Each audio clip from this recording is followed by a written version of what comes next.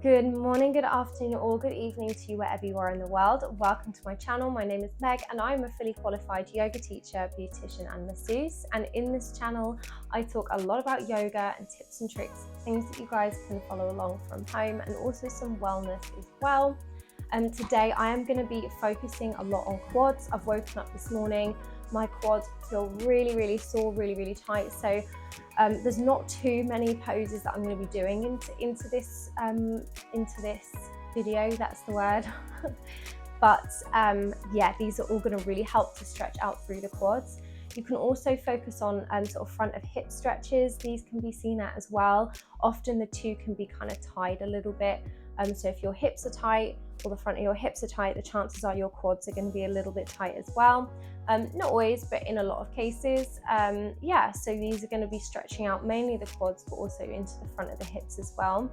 You don't really need anything for these stretches. I've got a good grippy mat on a hardwood surface, so it means it supports my joints correctly, and the grippy mat helps me to get into these poses without slipping and causing myself injury. So it's always worth having a good quality mat and working on a hardwood floor.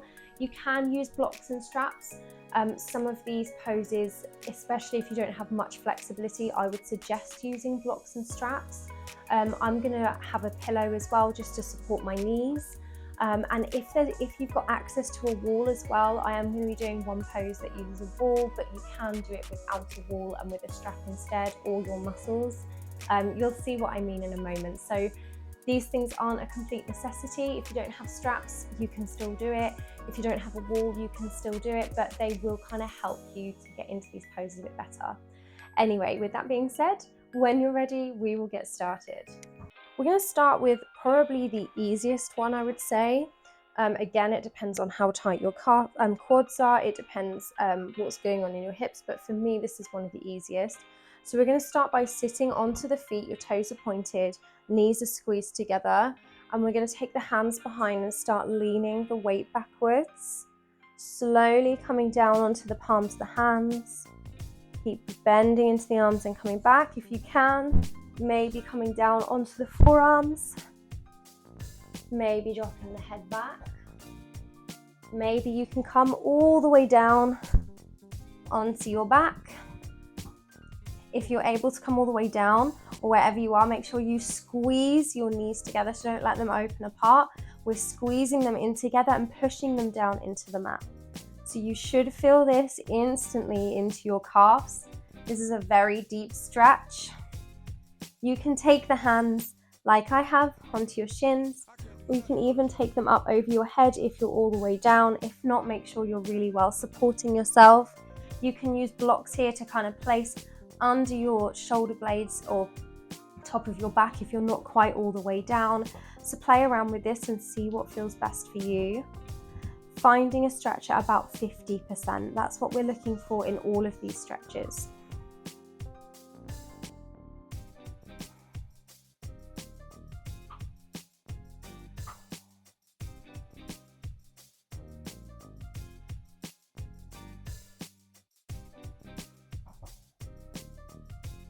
Long, slow, deep breaths.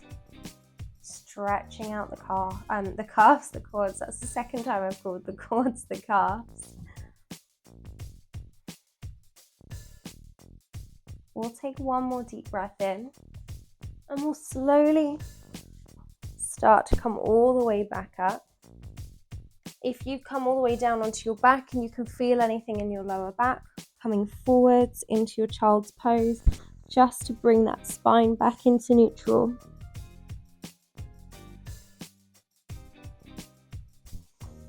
Ready to come into our next pose.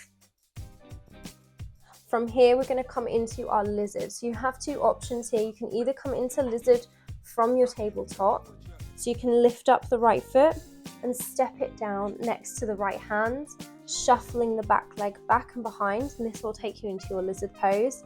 If you want to make this a little bit more advanced, you're coming into your down dog to begin with, lifting the right leg and stepping it next to the right foot with as much control as possible. We'll take that back knee down and your toes are just coming off the edge of the mat at a 45-degree angle, so your heel is down onto the mat and your toes are off to the side. This is where you can start to work into your quad stretch, because we're going to start to pick up the back foot, flexing through the toes and really squeezing that leg in towards you. This is option number one. You've got a few different options here. You can stay onto your hands, or you can come down onto your forearms for any of these, whichever you prefer. You can use your strap here as well, so you can always wrap the strap around the back foot, and then you can take that strap and squeeze the leg in, so you're kind of threading the strap over your shoulder and then pulling on it. If you want, if you want, you can hold onto the leg or the foot with the arm, and again you can do this on your forearm as well. If you're going to come onto your forearms and hold onto the foot, you take the left foot down, the left hand down into the mat, or the left forearm down. Relax your right knee out to the side, twisting over, and see if you can grab hold of the foot. Opening up here, so you're kind of opening the chest as well and pushing your right shoulder back. And you'll really feel this into the quad. Long, slow, deep breaths. We'll take one more breath in. And exhale, ready to come onto the other side. Same thing again, you can either come back into your tabletop, lift the foot and step it down next to the hand, or you can start in your down dog, picking up the left leg and stepping it as gently as you can next to the left hand, and then taking the back knee back and behind and pushing the knee back, so you're getting a stretch into your right hip. Same thing again, your toes are hanging off the edge of the mat at a 45-degree angle, and your heel is down into the mat. You can stay up onto your hands here, or you can come down onto the forearms, whatever feels best for you. You can bend into that back knee. You can use your muscles to squeeze the leg in here. You can grab hold of the leg, or you can use your strap. If you're going to grab hold, you take your right hand into the center, let your left knee fall out to the side, and grabbing hold of the leg or the foot. Again, you're opening up through the chest and find where that stretch is. So I find I can twist all the way round, but once I get this far, I don't actually feel it in my quad. So I kind of have to peel my bum back up, or my hip up a little bit. So I'm squared more forward, so I can feel it into my hip more, or into my quad more. Breathing here.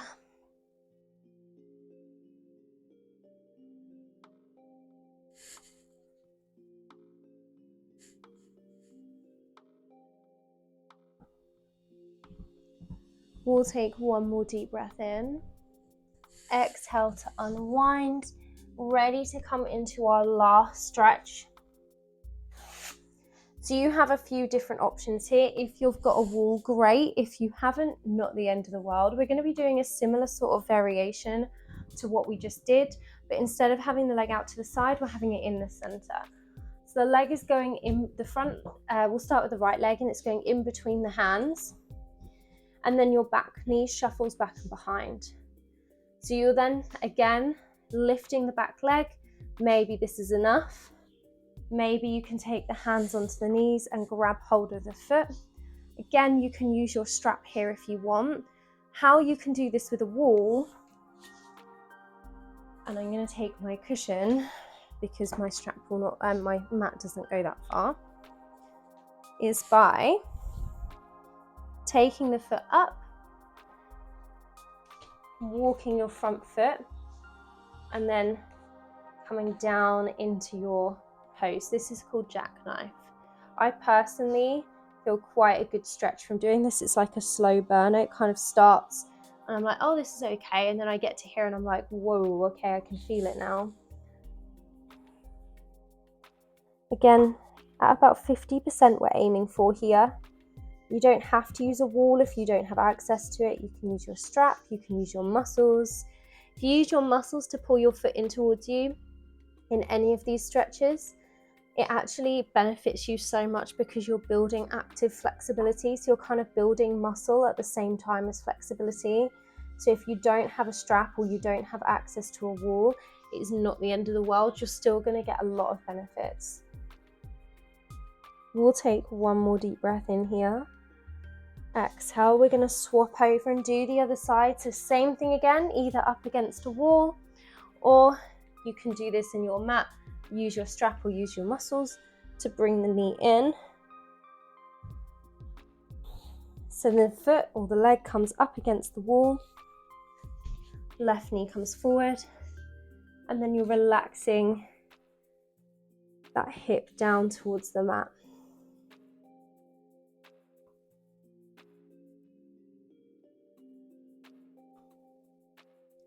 This is a really good stretch for the front of the hip as well.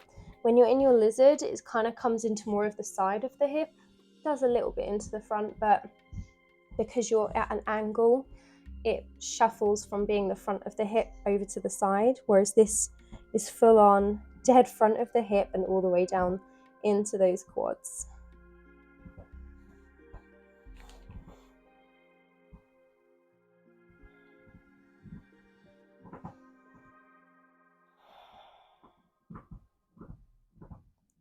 Relax the shoulders down away from the ears. And we'll take one more deep breath in. Exhale. We'll take that knee away from the wall. And back and away. Thank you guys so much for watching. I really hope you enjoyed. I really hope it helps if you're someone that has tight quads. These are going to be really beneficial. They're good for after like you've been in the gym, for example, and squatting as well, because you use your muscles a lot, or you're building your quad muscles a lot. If you're someone who does anything where you're kind of shortening the muscles, so any kind of strength training, cardio, anything like that, where you're kind of shortening these quad muscles, it's really good to stretch them back out again. And I think quads are an area that get missed quite a lot. I think people focus on stretching their hamstring, calf, back, shoulders so much that they forget about their quads. So yeah, this is one of my favorite things, or my favorite few stretches to do. I won't lie, I forget about quads a lot. So it's really nice to go back and to kind of have my top 3 in this video so you guys can follow along. If you haven't already, please go and like and subscribe. It means so much to me when you guys hit that subscribe button. And also it means you get notified every time I post onto YouTube, so you're always up to date with what I'm posting. And also it means you're supporting this little channel. So it kind of means I can bring you guys more free content, which is kind of the ultimate goal really. So thank you so much for watching. Please like and subscribe, and I will see you again next time. I look forward to practicing with you again. Thanks. Bye.